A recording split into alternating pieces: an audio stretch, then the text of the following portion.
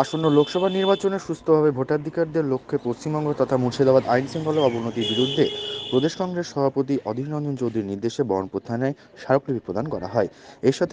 এর সাথে গতকাল বহরমপুর থানার অন্তর্গত নওদা পানুর অঞ্চল থেকে এক কংগ্রেস কর্মীকে জাল টাকার কেস দিয়ে রাতের অন্ধকারে গ্রেপ্তার করা হয়েছে বলে অভিযোগ। গত বিধানসভা পৌরসভা পঞ্চায়েত ভোট যেভাবে সন্ত্রাসভাবে মানুষ ভোট দিতে পারেনি, সেই অবস্থা থেকে আরও ১৮০০টা প্রশাসনিক পদক্ষেপ সুস্থ ও স্বাভাবিক ভোট দিতে পারে, সেই নিয়ে আজকে ডেপুটেশন প্রদান করা হয়। পুলিশের পক্ষ থেকে সহযোগিতা করেছেন বলেই জানান কংগ্রেস ব্লক সভাপতি শিলাদিত্য হালদার। পুলিশ কর্তারা আরো বেশি করে জানেন যে তিনি জাল টাকা কারবার করতেন কিনা, অথচ জাল টাকা দেয়া হলো তাতে শুরু করো। আরে হাজার হাজার হাজার এর এক মহামান্য নেতা হলদিয়ার লোহাচর শুভেন্দু অধিকারী, সে এখন বিজেপিতে। গত বছর শত চেষ্টা করে পুলিশকে প্রশাসন কাজে লাগাইয়ে অধীর চৌধুরীকে হারাতে পারি। আগামী দিনেও যতই তৃণমূল চেষ্টা করুক, প্রত্যেকের মা স্ত্রী সেই গ্রামের মহিলা বসে আছেন, দেখবেন গিয়ে গ্রামে কি অসহায় অবস্থা। রাতের অন্ধকারে গিয়ে হাউমা করে কাঁদছেন, বাচ্চা ছেলে কোলে আছে, পুলিশের কে নিয়ম আছে পুলিশ নিয়ম করবে।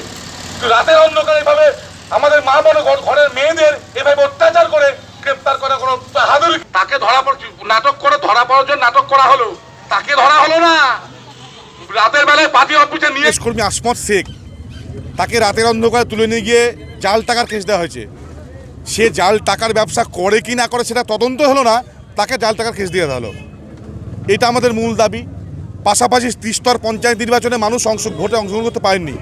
পুলিশ মস্তান সবাইকে দিয়ে তৃণমূল পার্টি নির্বাচনের গণতন্ত্রকে হত্যা করেছে। তাই লোকসভা নির্বাচনে অন্তত সুষ্ঠুভাবে যাতে মানুষ ভোট দিতে পারে, তার জন্য রুটমার্চ করার ব্যবস্থা করা হোক এবং মানুষকে আশ্বাস দেওয়া হোক যে আপনার নিজের ভোট নিজে দিন। এটাই আমাদের মূল দাবি।